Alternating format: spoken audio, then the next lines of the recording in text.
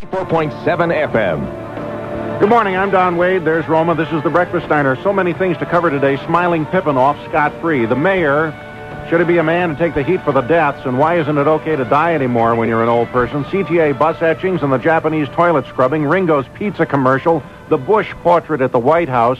Why are they making fun of the Bushes? The Susan Smith question. This is the most ridiculous question. Roma has posed a question which is so crazy. We have found that a lot of the people in Union, South Carolina, in this community where a jury for Susan Smith is about to decide whether or not she's going to face a death penalty, the people in that community now, we find, are praying in their churches that Susan Smith does not receive the death sentence. Everybody knows she's guilty. She's confessed, but praying for her not to receive the death penalty, which I can sympathize with. I'm against the death penalty. And yet, the hypocrisy of it is so apparent, because had the story that she concocted been actually true, and a black man had been arrested for kidnapping those two beautiful little children and drowning them in their own car, would we be hearing that from the good folks of Union, South Carolina? You know, it's a good soul-searching question. No, it's a not. Question to ask yourself, you people who think they are without prejudice. That's a race-baiting question, and it is so unfair. It is the same. It's the kind of question that would be brought up by some black activist, for crying out loud. That is a Charlie Rangel question. That's a Jesse Jackson question. I'm not trying to stir dissension. I'm trying to stir introspection. Yeah. Well, let me explain what's wrong with your question, and then you can deal with the death penalty if you want, because I think the woman should fry. These people, these good church people in Union, South Carolina, they're doing what they would do for any good neighbor.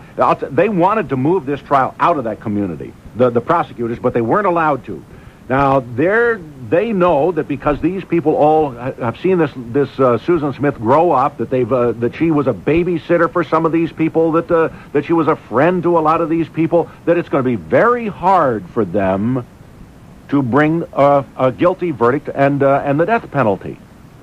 It is very difficult, no matter what she did. If it's your friend, if it's a neighbor, it's very difficult. So whether justice will prevail is a good question. But to bring in this kind of a fake analogy, this kind of a question, had her story been true and a black man had carjacked those two kids and he had drowned the two kids, would these church members be praying that the black man not receive the death penalty? That's not a fair question. I'll tell you what a fair question would be. Suppose the story were true, that a black man had carjacked those two kids and he had drowned those two kids. But let's find out what kind of a man that was. The same way, the reason they are praying that she not get the death penalty, because she's an old friend.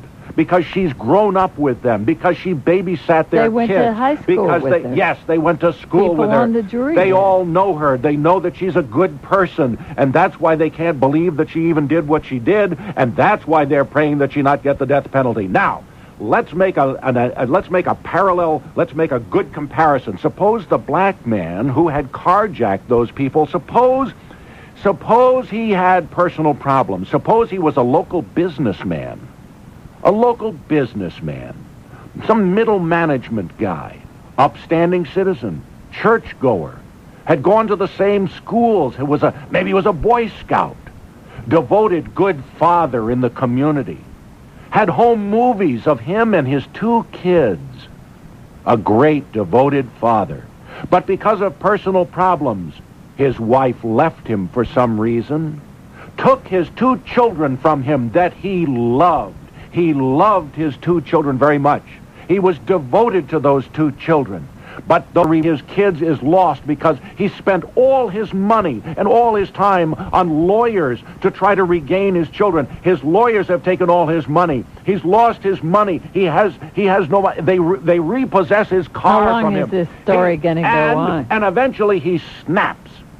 And he says, I can't take it anymore. I'm going to grab any two kids, the first two kids I see. And he jumps into this car with this white woman and her two kids. And he says, I'm taking these two kids. Get out of the car. And off he goes with the two kids. And in his confused, disoriented state, he somehow, one way or somehow, these kids get drowned. And they bring all of this up in that town about him being a good local businessman. They all know him, devoted father, churchgoer, loved the kids. It was a terrible divorce case, and she, the one who ran off with his kids, had been a horrible mother, and he had fought for them. Is there going to be an intermission in this movie? No, that would make it a fair kind of a comparison. And indeed, those same people who were praying for Susan Smith would be praying for that guy not to get the death penalty. They wouldn't. And they are all wrong. Every one of them are wrong. They should not be praying for her not to get the death penalty, and they shouldn't have been praying for him. But that would make it a fair comparison. But your question... That's a race-baiter question. No, my question was pure and simple. You've tried to varnish it over and gloss it over so that people don't have to stir around with their own conscience. It's 17 but till the 7. question is one of conscience, and that is, would these same people exhibit that kind of nobility of mind? Susan in Benton County, Indiana. You're on WLS. Good morning. Yeah, hi. I'm a born-again Christian, and I'm also a conservative Republican, but I agree with Roma. I think that since Susan Smith confessed and asked for forgiveness, they were praying for her. And had a black man, no matter what his circumstances, confess and ask for forgiveness, they should also forgive him and pray for him. Yes, and would, because he was penitent, would we be seeing the entire town turn out and them hard to even get a jury? Well, number two, I hope they would, I hope that would be the case. But number two, we don't really, you're like condemning the people of Uniontown, wherever that is, South Carolina, because we don't know what they would have done. I mean, the situation never occurred, and maybe I hope and pray that they would have, forgiven him, but we don't know that they don't. But a good question for us to all ask. And number three, I just want to make one final point, then I'm going to hang up. Okay. I think any woman or any person, any man or woman who kills their own flesh and blood is psychotic. I really do feel sorry for Susan Smith because I think she's not all there. All right. Okay. Nice talking to you guys. All right. Thank you for calling. Yeah, Cheryl, downtown Chicago. You're on WLS. Good morning. Hi, Cheryl. Focus here. The kids, there are two kids involved. They're no longer with us. Would the kids be more or less dead had she been an employed and intelligent person with a good background? No. She murdered two kids. And I think she should be put to death. So you would wish for the death penalty even though she is remorseful? Yes, of course. Yes. Cheryl, thank you. It's easy to be remorseful afterwards. Why wasn't she remorseful? Why didn't she think about that before? Well, it's easy to say, oh, gee, I feel so bad about that. Oh, I feel so bad. Okay, so, now you won't get the whipping. That's great for a kid to learn that.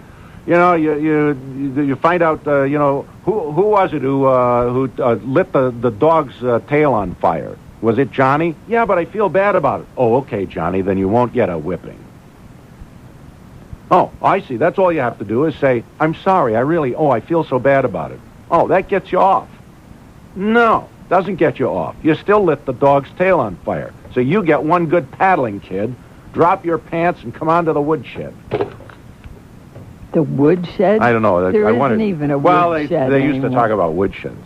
I know, but there wasn't a woodshed when you were a kid. No, there wasn't. So, but I heard Ronald Reagan say that once.